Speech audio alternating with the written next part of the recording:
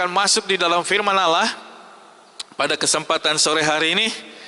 Dan judul renungan firman Allah pada kesempatan sore ini adalah pemburu hadirat Tuhan. Ya, pemburu hadirat Tuhan. Mari kita akan lihat bersama di dalam Lukas pasal 19 ayat 1 sampai dengan ayatnya yang ke-10. Yesus masuk ke kota Yeriko dan berjalan terus melintasi kota itu. Di situ ada seorang bernama Sakius, kepala pemungut cukai, dan ia seorang yang kaya. Ia berusaha untuk melihat orang apakah Yesus itu, tetapi ia tidak berhasil karena orang banyak, sebab badannya pendek. Maka berlarilah ia mendahului orang banyak, lalu memanjat pohon ara untuk melihat Yesus yang akan lewat di situ. Ketika Yesus sampai ke tempat itu, ia melihat ke atas dan berkata, "Sakius, segeralah turun, sebab hari ini aku harus menumpang di rumahmu." Lalu Sakius segera turun dan menerima Yesus dengan sukacita. Tetapi semua orang yang melihat hal itu bersungut-sungut, katanya, ia menumpang di rumah orang berdosa. Tetapi Sakius berdiri dan berkata kepada Tuhan, "Tuhan, setengah dari milikku akan kuberikan kepada orang miskin. Dan sekiranya ada sesuatu yang kuperas dari seseorang, akan kukembalikan 4 kali lipat."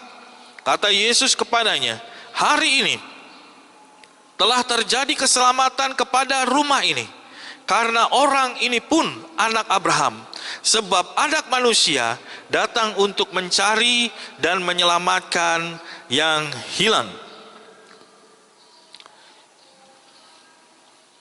Nah, Bapak Ibu Saudara yang kasih Tuhan, dikatakan di sini tentang Sakius, seorang pemungut cukai. Dan di kota itu dia dikenal sebagai seorang yang mungkin dianggap orang-orang pada waktu itu sebagai pengkhianat bangsanya.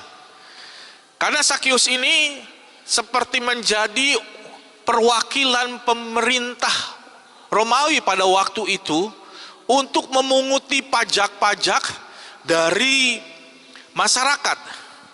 Dan seringkali dia menekan begitu rupa dengan memeras mereka dengan pajak-pajak yang tinggi.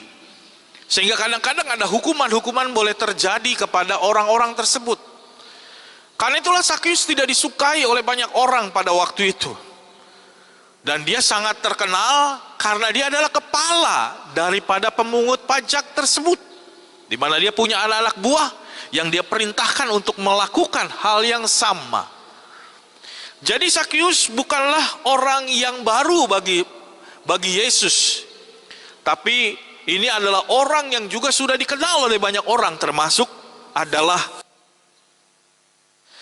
Namun menarik saudara di dalam kisah ini, bagaimana kemudian Yesus tertarik kepada Sakius dan bahkan dia menyuruhnya turun karena dia mau menumpang di rumahnya pada malam hari itu. Nah, apa yang membuat Yesus tertarik? Mengapa mata Yesus tertuju kepada Sakius? Di antara begitu banyak orang yang lain yang berkerumun, sampai akhirnya Sakius pun tidak bisa melihat Yesus dan dia harus naik ke atas pohon karena badannya pendek. Ada terlalu banyak orang di tempat itu.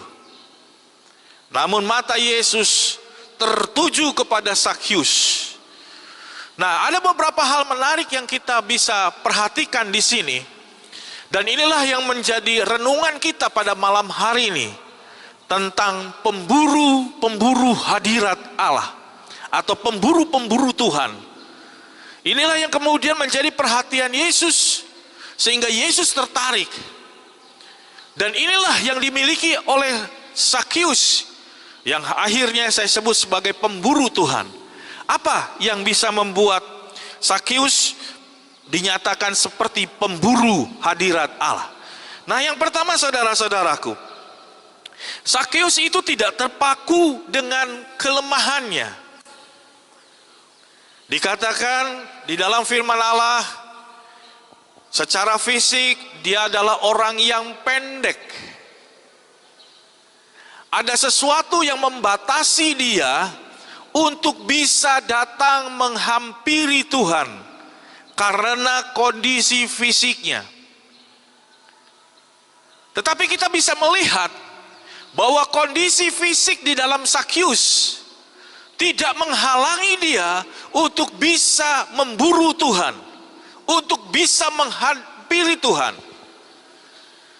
Sakyus menganggap ada sesuatu yang begitu sangat penting, yang begitu sangat khusus di dalam diri Yesus, dan dia harus menghampiri Yesus. Meskipun untuk itu dia harus mengorbankan segala macam cara untuk bisa bertemu dengan Yesus. Tidak bisa menghampiri karena ada begitu banyak orang, dan naik ke atas pohon untuk bisa melihat Yesus. Segala upaya dia lakukan untuk bisa menghampiri Yesus. Karena itulah saya katakan tadi, saudaraku, dia sebagai seorang pemburu hadirat Allah. Saya ingat beberapa waktu yang lalu, beberapa tahun yang lalu, ada KKR diadakan di Jakarta, di Senayan, Jakarta. Ada begitu banyak orang-orang dari Pangkalan Bun yang harus menabung uang, naik pesawat, ada yang naik kapal laut, untuk bisa datang di acara itu. Acara dimulai jam 6 sore, tapi jam 11 siang orang sudah duduk di lapangan dan mengenakan payung hanya untuk mengikuti acara itu. Saya menyebut mereka sebagai pemburu hadirat Tuhan. Dia korbankan uangnya, dia korbankan waktunya, dia korbankan pekerjaannya, dia korbankan waktu yang begitu panjang melalui perjalanan yang jauh hanya untuk mengikuti ibadah itu. Saya ingat waktu saya baru pertama bertobat, awal-awal bertobat. Saya hanyalah seorang siswa dengan uang yang sangat terbatas. Dan tiba-tiba diadakan KKR di gereja pada pukul 6 sore. Untuk bisa sampai ke gereja, saya harus naik kendaraan 2 kali. Dan itu memerlukan biaya untuk naik angkutan kota untuk bisa mengikuti acara di gereja. Tapi saya tidak punya uang. Namun saya kepingin sekali untuk bisa datang di dalam acara itu. Apa yang saya harus lakukan, saudaraku? Saya berjalan kaki dari rumah untuk sampai ke gereja. Saya bawa baju ganti di tas saya. Lalu ketika sampai di gereja, saya ganti baju untuk mengikuti acara di dalam gereja itu. Saya mengikutinya dengan sungguh, dan saya rasa sangat diberkati oleh kebaktian kebangunan rohani itu. Dan acara itu selesai sekitar jam 9 malam. Dan saya cepat pulang. Dan karena saya tidak punya uang, maka saya harus berjalan kaki lagi dari gereja itu sampai ke rumah. Ganti baju, baru tidur. Jam 5 pagi saya harus bangun kembali, karena jam setengah 6 saya harus pergi sekolah lagi. Ada hati yang begitu rindu, ada keinginan yang begitu besar untuk menikmati hadirat Tuhan. Dan segala upaya dilakukan hanya untuk mengejar, memburu hadirat Allah. Saudaraku, Allah sedang mencari penyembah-penyembah yang benar, yang menyembahnya di dalam roh dan kebenaran. Tapi mungkin saya bisa lebih tekankan lagi, Allah sedang mencari pemburu-pemburu hadirat Allah seperti ini, yang mau mengupayakan segala macam cara untuk bisa bertemu dengan Tuhan. Ya, Sakyus adalah pemburu hadirat Tuhan. Fisik membatasi dia untuk bisa berjumpa dengan Tuhan. Tetapi dia tidak melihat kondisi fisiknya seperti itu. Dia mencoba untuk mengejar hadirat Tuhan. Walau untuk itu Dia harus berdesak-desakan dengan banyak orang. Walau untuk itu dia harus naik ke atas pohon karena badannya pendek. Yang penting saya bisa ketemu dengan Tuhan. Apakah ada pemburu-pemburu hadirat Tuhan di tempat ini? Saya percaya saudara-saudara salah satu pemburu hadirat Tuhan di tempat ini.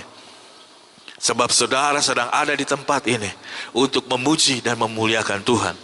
Sementara ada orang-orang yang lain tidak ada bersama-sama dengan kita, di mana dia seharusnya ada bersama-sama dengan kita. Nah, apalagi dikatakan di situ kondisi fisik menjadi kelemahannya. Tetapi bukan hanya kondisi fisik saja. Firman Allah berkata bahwa Sakyus itu adalah seorang yang berdosa. Dia kepala pemungut cukai. Dia orang yang sangat dibenci. Saudara-saudara, biasanya orang-orang berdosa nggak mau ketemu dengan orang-orang yang merasa dirinya tidak berdosa. Waktu saya dulu hidup di dalam dosa, saya paling takut datang ke gereja. Sebab saya menganggap orang-orang di gereja itu begitu kudus, begitu rohani. Dan itu bukan tempat bagi saya. Ya. Tetapi kita bisa melihat, saudaraku, bahwa Sakyus tidak pedulikan kondisinya yang berdosa itu. Dia tahu dirinya orang berdosa. Dia tahu dirinya orang yang tidak layak. Dia tahu dirinya tidak pantas untuk bertemu dengan Tuhan. Tetapi itu tidak menghalangi Sakyus untuk menghampiri Tuhan. Dia mendatangi Tuhan karena dia tahu ada sesuatu di dalam pribadi Yesus, ada sesuatu di dalam hadirat Tuhan yang bisa membawa dirinya lebih baik. Firman Allah berkata bahwa Sakyus adalah seorang yang sangat kaya. Kekayaan tidak membuat orang bisa merasa nyaman dalam hidupnya. Secara materi Sakyus tercukupkan, tetapi secara rohani jiwanya kosong. Jangan berpikir dengan kekayaan kita bisa sampai ke surga. Belum tentu. Keselamatan jauh lebih bernilai dari segala apapun juga. Dan ini yang terjadi dengan Sakyus. Dia seorang yang kaya dan dia memiliki segala-galanya. Tetapi dia merasa ada sedikit kekosongan di dalam dirinya yang tidak bisa terpenuhi oleh kekayaannya. Karena itulah dia mencoba untuk berjumpa dengan Yesus. Karena dia merasa mungkin Yesus bisa menjawab kekosongan dirinya itu. Sakyus, saudaraku, adalah kepala pemungut cukai. Dia punya jabatan yang begitu tinggi. Dia punya anak buah, dia punya pegawai-pegawai, dia punya kedudukan yang nyaman. Ada banyak kali anak-anak buahnya yang bekerja dan Sakyus yang menikmati hasilnya. Tetapi rupanya kedudukan yang begitu tinggi bagi dia pun itu tidak bisa menjawab kekosongan dan kekeringan hatinya. Sampai dia harus tinggalkan pekerjaannya, dia tinggalkan jabatannya, dia tinggalkan teman-temannya, dia tinggalkan pegawai-pegawainya, karena dia tahu ada Yesus yang akan lewat di tempat itu. Saudara, seorang pemburu hadirat Allah adalah orang yang siap untuk berjumpa dengan Tuhan. Walaupun untuk itu dia harus tinggalkan segala sesuatu hanya untuk berjumpa dengan Allah. Kalau ada orang untuk ketemu dengan Tuhan saja ada terlalu begitu banyak alasan, saudaraku. Maka Allah pun tidak akan punya perhatian khusus bagi orang itu. Tetapi karena Sakyus punya keinginan yang begitu besar untuk berjumpa dengan pribadi Yesus, itulah yang menarik perhatian Yesus. Sampai dia berhenti menatap Sakyus dan memanggil namanya, lalu menyuruhnya turun. Ini menarik bagi saya, saudara-saudaraku. Karena mungkin ada banyak orang bisa dipanggil Tuhan untuk menghampiri dia, tetapi ada orang yang bisa dipanggil secara khusus sampai Tuhan menyebut namanya. Saya ketemu ada banyak teman-teman saya di sekolah Alkitab. Saya berpikir kalau mereka bisa sampai ke sekolah Alkitab saja, itu sudah bagus. Tapi saya menemukan ada teman-teman saya yang lulus dari sekolah Alkitab, itu tidak berada lagi di dalam hadirat Tuhan, tidak lagi berada di dalam ladang Tuhan. Saya ada banyak bergumul, kenapa hal itu bisa terjadi? Apa yang membuat perbedaan? Ada orang yang bisa bertahan di dalam Tuhan, ada orang bisa meninggalkan Tuhan. Dan saya menemukan jawabannya, karena perhatian Tuhan tertuju kepada dia saat Tuhan memanggil dia. Ada begitu banyak orang pada waktu itu, dan mereka berdesak-desakan untuk berjumpa dengan Yesus. Tapi Sakyus menjadi perhatian Tuhan, dan Tuhan memanggil dia. Bahkan Tuhan menyebut namanya. Kenapa, saudaraku? Karena Tuhan tahu dia adalah pemburu Tuhan, pemburu hadirat Allah. Dan mata Tuhan tertuju kepada orang-orang yang demikian. Mungkin banyak orang yang berada di sekolah Alkitab tadi, dia dipanggil Tuhan. Tetapi dia ada yang meninggalkan Tuhan, tidak meresponi Tuhan. Ada yang mereka mungkin disuruh sama orang lain untuk berjumpa dengan Tuhan. Ada mungkin yang lain ikut-ikutan untuk berjumpa dengan Tuhan. Saya selalu katakan kepada orang-orang yang pergi sekolah Alkitab, siapa yang memanggil engkau untuk ada di tempat ini? Kalau engkau ikut-ikutan, kalau engkau disuruh orang lain, lebih bagus engkau tidak melanjutkan panggilanmu. Sebab hanya orang yang merasa sungguh-sungguh dipanggil oleh Tuhanlah, yang meresponi panggilan itu, dia yang akan bertahan sampai akhirnya. Tuhan melihat Sakyus, dan Tuhan berkata, Sakyus turunlah, aku ingin menumpang di rumahmu. Dan firman Allah berkata bahwa Sakyus meresponi itu. Dia turun, saudaraku. Dan dengan sukacita dia turun. Oh, saya kalau memikirkan tentang hal ini, saya sedang memikirkan tiba-tiba ada begitu banyak orang. Lalu kemudian saya di antara begitu banyak orang. Lalu pemerintah, misalnya presiden atau bupati, lalu berkata, wow, ada Freddy di sini, Freddy di sini. Bagaimana senangnya hati ini, bagaimana begitu bergeloranya hati ini, begitu gembira, saudaraku. Karena kita bisa datang kepada orang yang kita hormati, yang kita hargai. Dan itulah yang terjadi dengan Sakyus. Sakyus bersuka cita, Sakyus begitu senang, dan dia datang menghampiri Yesus. Dia lupakan bahwa dia adalah orang yang pendek. Dia lupakan bahwa dia adalah seorang yang berdosa, yang gak layak. Yang dia ingat saat itu adalah Tuhan memanggilnya, dan saya mau meresponi akan panggilan Tuhan. Saya nggak pernah memaksa orang untuk datang kepada Tuhan. Begitu banyak orang bisa datang menghampiri Tuhan. Tapi apakah mereka adalah orang-orang yang meresponi panggilan Tuhan? Orang-orang yang sungguh meresponi panggilan Tuhan, dia akan tetap bertahan di dalam gereja Tuhan. Apapun yang terjadi, meskipun diejek, meskipun dicemooh, meskipun kemudian dikatakan oleh orang-orang pada waktu itu, loh, bukankah Sakyus itu orang berdosa, ngapain dia dekat dengan Yesus?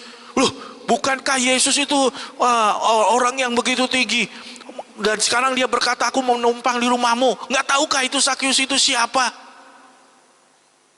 Itu sebenarnya kata-kata seperti ejekan, kata-kata yang seperti meremehkan Sakyus. Sederhananya mereka juga seperti sedang berkata, kenapa Yesus perhatiannya kepada Sakyus? Kenapa Yesus gak perhatikan kepada saya? Kenapa Sakyus yang dipanggil? Bukan nama saya yang dipanggil. Bukankah saya lebih rohani? Bukankah saya lebih benar? Bukankah saya lebih suci? Bukankah saya lebih pantas untuk bertemu dengan Yesus daripada Sakyus? Saudaraku, Tuhan gak pernah lihat latar belakang kita. Walaupun kita adalah orang yang paling jahat sekalipun. Saudara bisa lihat ketika Yesus disalibkan di antara orang berdosa. Ada orang yang begitu jahat yang ada di sebelah kiri dan kanannya. Dan orang-orang itu adalah orang-orang yang berbuat sangat jahat. Karena waktu itu orang yang begitu jahat yang sudah gak bisa diampuni dosanya, hukuman mereka adalah disalibkan. Karena itu saya katakan bahwa mereka adalah para penjahat yang sangat jahat, yang gak bisa diampuni lagi dosanya. Tapi ketika ada orang yang jahat itu kemudian berkata-kata kepada Yesus tentang dirinya yang adalah jahat, dirinya yang gak layak, dan dia minta, Tuhan kalau boleh nanti kalau Tuhan izinkan aku juga mau ada bersama-sama dengan Engkau dalam kemuliaan. Dan Tuhan Yesus berkata, hari ini juga Engkau akan bersama-sama dengan aku. Tuhan mengampuni dia. Tuhan bukan mengampuni karena kejahatan-kejahatan yang dia lakukan. Tetapi Tuhan mengampuni dia karena orang jahat yang mau bertobat. Jadi kalau ada orang-orang yang jahat dan kemudian dia bangga dengan kejahatannya, Tuhan gak suka dengan orang-orang seperti itu. Tetapi ada orang yang jahat, yang siap untuk bertobat, yang siap datang kepada Tuhan untuk berubah, itulah yang menjadi perhatian Tuhan. Perhatikan di dalam ayat yang ayat 10, sebab anak manusia datang untuk mencari dan menyelamatkan yang hilang. Kalau ada yang hilang, kalau ada yang perlu diselamatkan, Tuhan Yesus datang untuk mencari mereka semua. Kalau di tempat ini ada orang-orang yang berdosa, yang begitu jahat, mungkin saudara menjadi orang yang dikenal kejahatannya oleh banyak orang yang lain. Tetapi kita sungguh mau berubah, kita mau datang kepada Tuhan, kita mau bertobat. Itulah yang Tuhan cari. Dan Yesus sedang datang untuk mencari orang-orang yang demikian. Tetapi kalau kita merasa dirinya kita paling benar,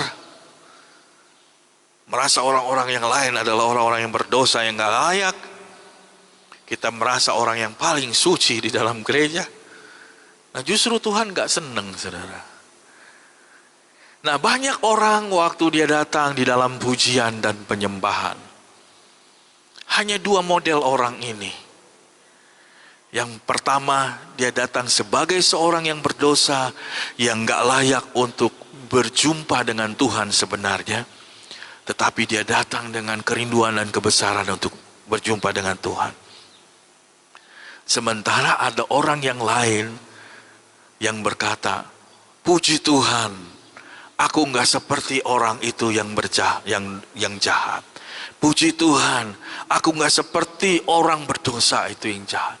Puji Tuhan, aku lebih rohani karena aku ada di Afruta, GSJ, Pangkalan Bun. Gak salah ikut Afruta. Yang salah kalau kita merasa diri kita paling benar, orang paling benar, paling suci, sehingga kemudian kita gak beri kesempatan kepada orang-orang yang berdosa untuk bertobat. Nah, Sakyus, saudaraku, dia datang kepada Tuhan. Dia tidak terpaku dengan kelemahan dan kekurangannya. Kadang-kadang orang mau datang ke gereja, ada begitu banyak alasan untuk dia nggak datang ke gereja. Dia bilang jauh lah, dia bilang sedang hujan lah, dia bilang sedang ada pekerjaan lah, dia bilang ada begini dan begitu. Ada terlalu begitu banyak alasan untuk nggak datang kepada Tuhan. Karena itulah Tuhan nggak memberkati orang-orang yang demikian. Sebab Tuhan sedang mencari pemburu-pemburu hadirat Tuhan seperti Zakheus ini, yang siap datang kepada Tuhan. Meskipun untuk itu dia harus tinggalkan semuanya. Meskipun ada kekurangan dan kelemahan dalam dirinya, tapi dia datang untuk memburu Tuhan. Pemazmur berkata, seperti rusa yang merindukan air, demikianlah aku rindu akan Engkau. Jadilah pemburu-pemburu Tuhan di dalam kehidupan kita. Dan lihatlah bagaimana mata Tuhan akan tertuju kepadamu. Dan Tuhan akan berkata, aku mau tinggal bersama-sama dengan engkau. Nah, lalu yang kedua, apa yang kita bisa lihat dari kehidupan Zakheus sampai kita bisa berkata bahwa Zakheus ini pemburu hadirat Tuhan. Yang pertama, ketika dia datang untuk menghampiri Tuhan, dia tidak melihat kepada kekurangan dan kelemahannya. Itu bukan menjadi hal yang utama untuk Zakheus bisa berjumpa dengan Tuhan. Baginya datang kepada Tuhan, itulah yang bisa menyelesaikan masalah hidupnya. Bagi dia untuk datang kepada Tuhan, dia akan menemukan apa yang dia harapkan selama ini. Dan bagi dia ada sesuatu di dalam pribadi Yesus yang begitu menarik sampai saya harus datang ke situ dan mendapatkannya. Nah, lalu hal yang kedua, apa yang bisa kita pelajari dari kehidupan Zakheus adalah Zakheus ini siap berubah karena Tuhan. Zakheus siap berubah karena Tuhan. Zakheus apa saudaraku? Siap berubah karena Tuhan. Tidak ada satupun yang menyuruh Zakheus untuk berubah. Tidak ada satupun yang menyuruh Zakheus untuk datang kepada Yesus. Tidak ada satupun yang menyuruh Zakheus untuk kemudian membagikan hartanya kepada orang-orang miskin, atau kembalikan apa yang sudah dia peras dari orang yang lain yang dia peras itu. Tidak ada satupun yang menyuruh dia bertobat untuk meninggalkan segala kejahatannya. Tidak ada. Zakheus siap berubah karena Tuhan. Bapak Ibu Saudara yang dikasihi Tuhan, kalau kita mau mengajak orang untuk berubah, perhatikan akan bagian ini. Orang ini harus siap berubah karena Tuhan. Kalau kita berpikir bisa mengubah seseorang, saudara akan kecewa. Karena saudara nggak mungkin bisa merubah seseorang. Mungkin bisa sedikit membawa orang itu masuk dalam perubahan. Tapi saudara akan kecewa sekali karena orang yang saudara pikir bisa berubah, ternyata dia nggak bisa berubah. Ada orang-orang bisa berubah karena kondisi-kondisi memang. Kondisi yang begitu menekan dia sehingga akhirnya dia terpaksa harus bekerja keras untuk mencukupi kehidupan pribadinya dan keluarganya. Bisa orang berubah karena situasi seperti itu. Ada juga yang bisa berubah karena nasihat-nasihat, dan orang ini mendengarkan nasihat, lalu dia berubah karena nasihat-nasihat seperti itu. Tapi ada banyak kali orang-orang yang berubah karena situasi itu, kembali kepada situasi sebelum dia. Ketika situasi sudah mulai membaik, situasi sudah mulai enak, orang itu kembali lagi dalam kehidupan yang jahat.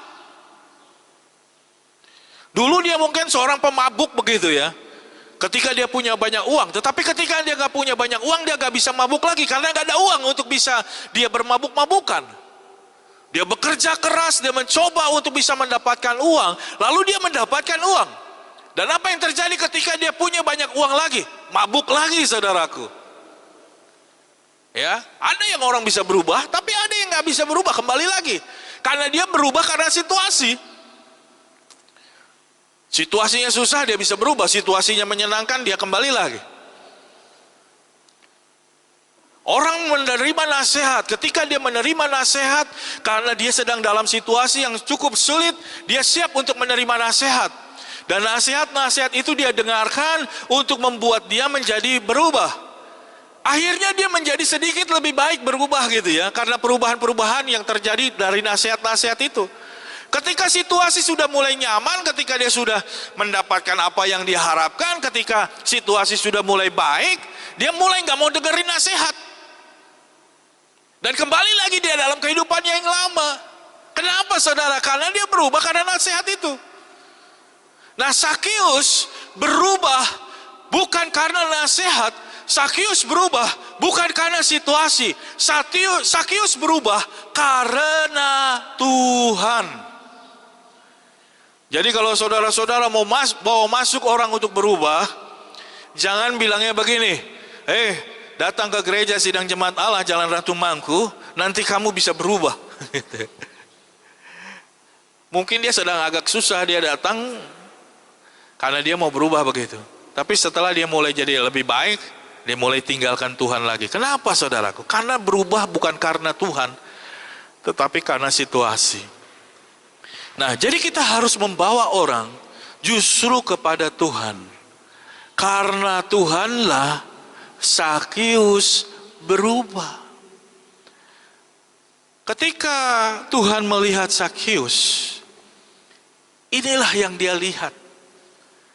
Oh, pemburu-pemburu hadirat Tuhan yang siap untuk berubah. Ada banyak orang di situ. Ada banyak orang yang bersama-sama di situ. Tetapi dari sekian banyak orang, pemburu-pemburu hadirat Tuhan yang siap berubah itu kelihatan, saudaraku. Kelihatan. Jadi mata Yesus tertuju kepada Sakius karena Sakius ini kelihatan sebagai orang yang mau berubah. Anak manusia datang untuk mencari dan menyelamatkan yang terhilang. Ada begitu banyak orang yang sedang dia cari. Tetapi Sakiuslah yang dia yakini sebagai orang yang bisa diselamatkan itu. Dan Tuhan melihat Sakius sebagai pemburu hadirat Allah yang siap untuk berubah. Apa sih yang terjadi dengan Sakius? Lihat di dalam firman Tuhan ayatnya yang ke-6, ayat 5 dulu. Ketika Yesus sampai ke tempat itu, ia melihat ke atas dan berkata, Sakius, segeralah turun, sebab hari ini aku harus menumpang di rumahmu. Ayat ke-6 perhatikan. Lalu Sakius segera turun dan menerima Yesus dengan sukacita. Inilah respon dari orang yang mengejar hadirat Tuhan. Orang-orang ini menganggap hadirat Tuhan begitu istimewa, begitu luar biasa, begitu harus dihargai. Karena itulah ketika panggilan itu datang menghampiri dia, respon yang pertama terjadi bagi orang-orang yang demikian adalah bersukacita. Apakah kita bersukacita saat Tuhan memberkati kita? Apakah kita bersukacita saat Tuhan menjamah kita? Apakah kita bersukacita saat Tuhan menjawab doa-doa dan harapan kita? Bagian yang selanjutnya saudara, dikatakan ayatnya yang ke-7, tetapi semua orang yang melihat hal itu. Perhatikan ayat ke-7, tetapi semua orang yang melihat hal itu bersungut-sungut. Kalau ada orang bertobat dan diselamatkan, itu adalah sukacita. Bahkan firman Allah berkata, jika satu orang diselamatkan, seluruh isi surga itu bersukaria karena orang yang diselamatkan itu. Nah, sekarang ada orang yang bersedia untuk diselamatkan yang datang kepada Yesus. Orang yang diselamatkannya bersukacita, tapi orang-orang di sekitarnya bersungut-sungut. Saudara-saudaraku, ini menarik untuk menjadi perhatian kita. Apakah kita kelompok orang yang bersuka cita karena orang yang diselamatkan, ataukah kita kelompok orang yang bersungut-sungut karena orang yang diselamatkan? Kadang-kadang saya heran dengan anak-anak Tuhan ya. Anak-anak Tuhan kok jadi begitu aneh begitu. Kok ada orang yang diselamatkan justru bersungut-sungut, ngedumel gitu, kesel gitu. Kok orang diselamatkan kok malah kesel?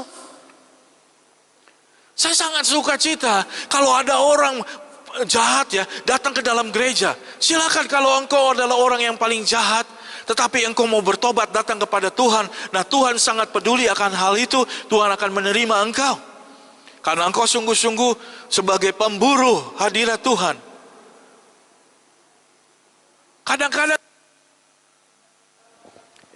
Kadang-kadang justru anak-anak Tuhan lah yang jadi justru bersungut-sungut. Nah, saudara, pemburu-pemburu hadirat Tuhan itu bukan tipe orang yang bersungut-sungut karena orang yang diselamatkan. Tetapi dia adalah orang-orang yang bersuka cita karena orang-orang yang diselamatkan. Amin. Jadi kalau ada orang berdosa datang ke tempat ini dan orang itu mau bertobat, orang-orang itu mau hidup sungguh-sungguh di dalam Tuhan, terbukalah hati kita, terbukalah diri kita untuk mereka. Karena Tuhan juga membuka dirinya untuk orang-orang yang mau diselamatkan tersebut. Amin. Nah, Sakius ketika menerima ajakan Tuhan itu, dia bersuka cita. Dan saya selalu melihat akan hal ini, saudara. Dia bersuka cita. Kenapa? Karena dia boleh mendapatkan perhatian itu. Lalu yang selanjutnya apa yang terjadi? Firman Allah berkata di dalam ayatnya yang ke-6 itu,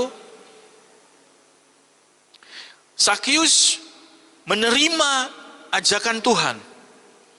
Sakius mendengarkan perkataan Yesus. Langsung dia turun dari pohon itu menghampiri Yesus. Inilah tipe dari orang pencari hadirat Allah. Ketika Tuhan berfirman, dia tidak banyak berbantah. Dia tidak berdiskusi. Atau dia kumpul di dalam kumpulan para pedebat. Membicarakan, kenapa Yesus harus memanggil saya untuk turun? Atau membicarakan lagi, siapa Yesus itu sebenarnya sampai dia kok panggil saya gitu. Dia nggak memperdebatkan itu. Ketika dia mendengar firman Allah, dia langsung meresponi firman Allah itu dan kemudian datang kepada Yesus. Pemburu-pemburu hadirat Tuhan, dia adalah orang-orang yang cepat untuk mendengar firman Tuhan dan melakukannya. Dan inilah yang menjadi perhatian Yesus. Karena Yesus mencari orang-orang yang demikian, yang begitu respon akan firman-Nya. Ada banyak orang ketika mendapatkan panggilan Tuhan, dia banyak berbantah, dia begini dan begitu. Ada teman saya, saudara, sudah dipanggil Tuhan jauh-jauh waktu, tetapi kemudian dia pergi kerja dulu, dia pergi ke sana dulu, dia pergi sekolah dulu, pergi kemana-mana. Padahal Tuhan sudah panggil dia. Ada begitu banyak bantahan-bantahan, ada begitu banyak pertimbangan-pertimbangan yang dia lakukan untuk memenuhi panggilan Tuhan. Sakius, saudaraku, tidak banyak berbantah. Sakius tidak banyak memikir-mikir di situ. Ketika Tuhan panggil, dia langsung responi panggilan itu. Dan inilah tipe dari pemburu hadirat Tuhan. Bagaimana Tuhan suka dengan dia. Nah, lalu ayat yang ke-8, apa yang terjadi dengan pemburu hadirat Tuhan ini?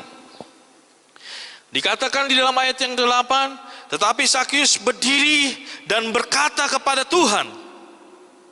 Lihat, Sakyus berdiri dan berkata kepada Tuhan, Tuhan, setengah dari milikku akan kuberikan kepada orang miskin.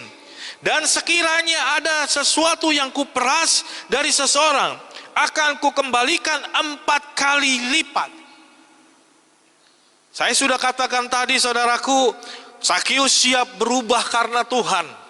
Tidak ada yang menyuruh dia untuk perhatikan orang miskin, tidak ada yang suruh dia untuk bagi-bagikan hartanya, tidak ada yang suruh dia kemudian untuk mengembalikan 4 kali lipat kepada orang yang diperasnya. Tidak ada yang menyuruh itu.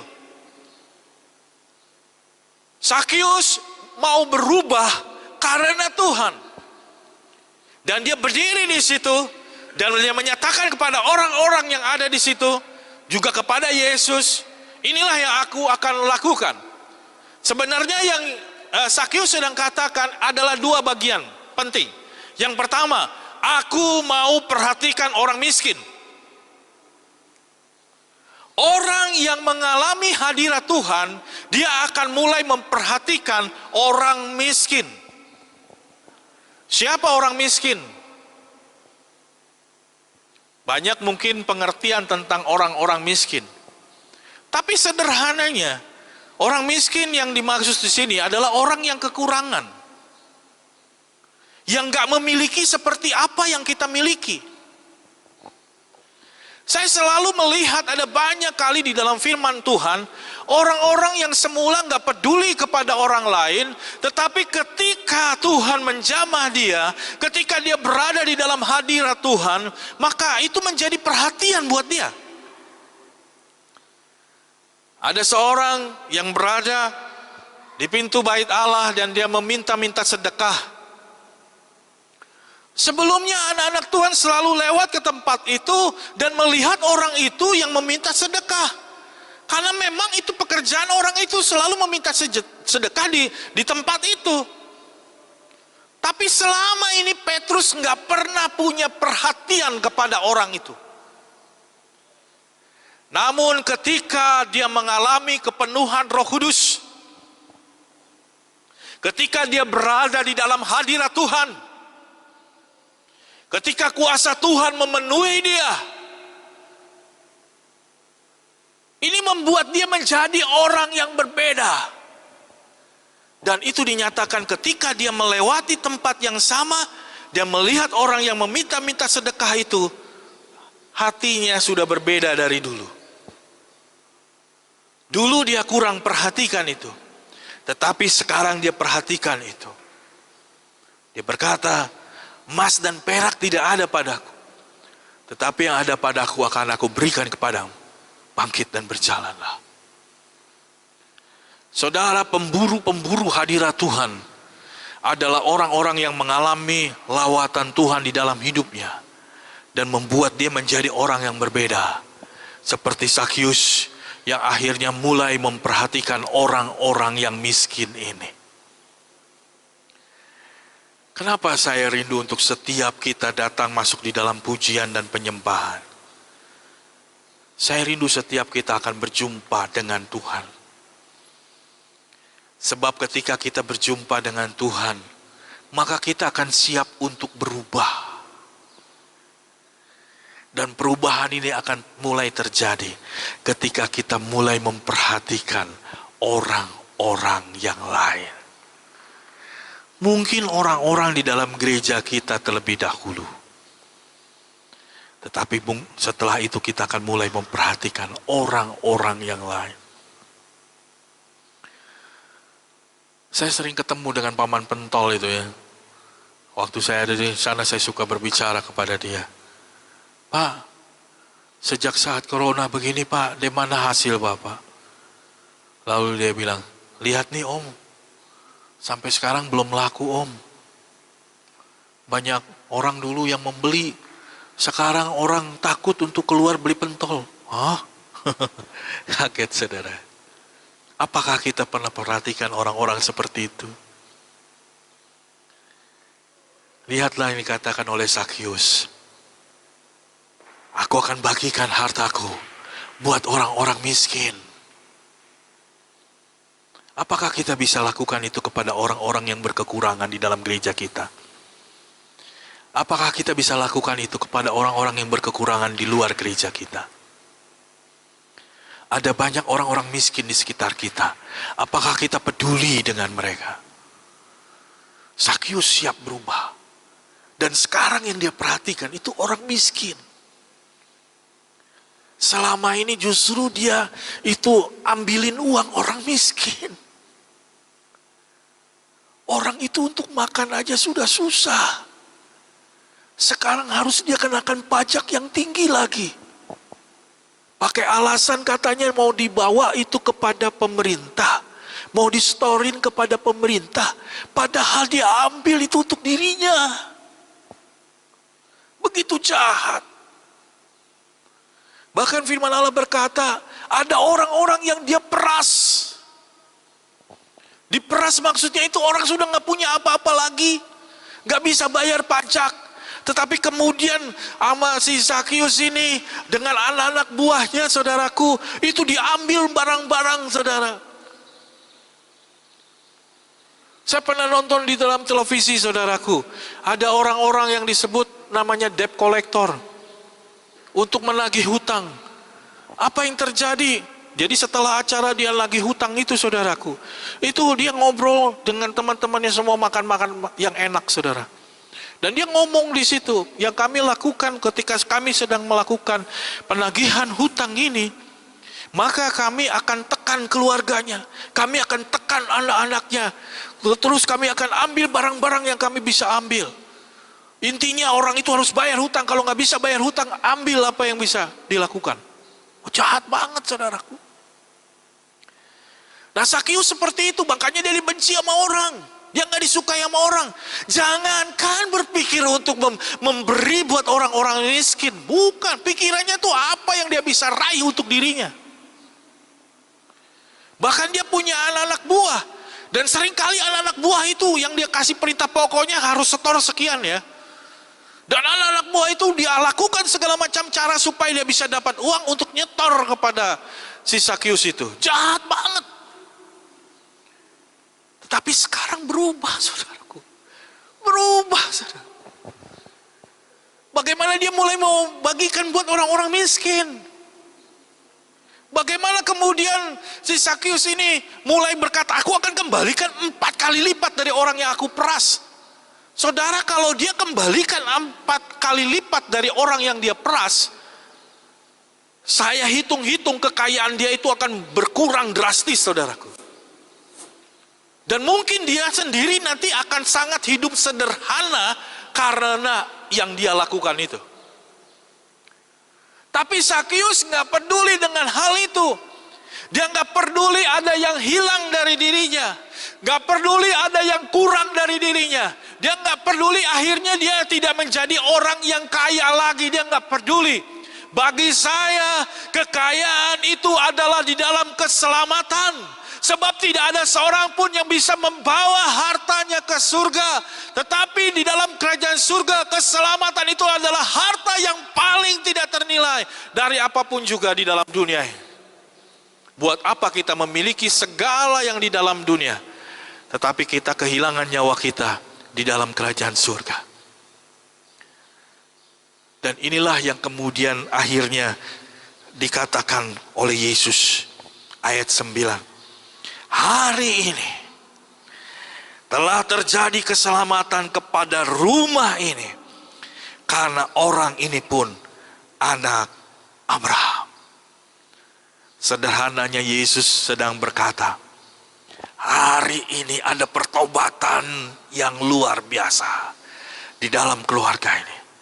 Dan hari ini keselamatan itu ada di rumah ini. Bapak Ibu Saudara yang kasih Tuhan, keselamatan itulah yang harus kita kejar. Perjumpaan dengan Allah itulah yang kita harus buru. Sebab saat kita berada di dalam hadirat dan kemuliaan Tuhan, kita akan mendapatkan penyelesaian dari segala apa yang kita sedang rindukan dan harapkan. Dan Sakyus akhirnya mengerti bahwa dia ada di dalam dunia ini bukan untuk mengejar harta di dalam dunia. Tidak salah kita memiliki harta. Tapi kalau tujuan hidup kita adalah mengejar harta di dalam dunia, itulah yang salah. Sakyus sudah melakukan itu dengan segala macam cara. Dan akhirnya memang dia menjadi seorang yang sangat kaya karena dia memiliki segalanya. Tapi ada satu yang dia tidak punya, yaitu keselamatan. Dan akhirnya dia menemukan itu ada di dalam Yesus. Dan akhirnya dia mengatakan bahwa keselamatan ini jauh lebih bernilai dari apapun juga. Kalau saudara sudah diselamatkan, peganglah terus keselamatan itu. Jagalah keselamatan itu. Jangan jual keselamatan itu, apapun juga alasannya. Kalau saudara selama ini sedang mengejar yang lain dan melupakan keselamatan, segera datang kepada Tuhan. Baliklah untuk mengejar apa yang kau harus kejar sesungguhnya. Keselamatan itulah yang paling penting dari apapun juga yang harus kita kejar di dalam dunia. Saya percaya saudaraku, kehidupan Sakyus ini menjadi seorang yang sangat-sangat berubah. Apalagi kemudian dia bersama-sama dengan Yesus bercakap-cakap di situ pada malam hari itu. Dan ini adalah saat yang paling indah yang saya rasa membentuk Sakyus sampai akhirnya Sakyus berani untuk berdiri dan mengambil sebuah keputusan. Keputusan berubah bukan karena orang lain, tetapi keputusan berubah karena Tuhan. Saya yakin ketika orang-orang dia memburu Tuhan dan dia berjumpa dengan Tuhan, ada satu hal lagi yang akan terjadi di dalam dirinya. Dia suka berlama-lama di dalam hadirat Tuhan. Orang yang berada di dalam hadirat Tuhan, dia akan berkata, satu hari di rumah Tuhan lebih indah dari 1000 hari di tempat yang lain. Dia suka untuk berlama-lama di dalam Tuhan. Dan biarlah itu juga boleh terjadi dalam hidup kita. Tuhan boleh memberkati kita. Tuhan boleh menjamah kita. Tuhan boleh membawa kita menjadi pemburu-pemburu hadirat Tuhan. Dan saya berdoa, orang-orang yang demikian ada di antara kita. Saya berdoa, bahkan ada banyak orang juga akan datang ke tempat ini dengan kerinduan yang sama seperti Sakyus. Asal aku berjumpa, aku akan mengalami sesuatu di situ. Mereka menjadi pemburu-pemburu Tuhan di dalam kehidupannya. Amin. Mari kita bangkit berdiri bersama-sama.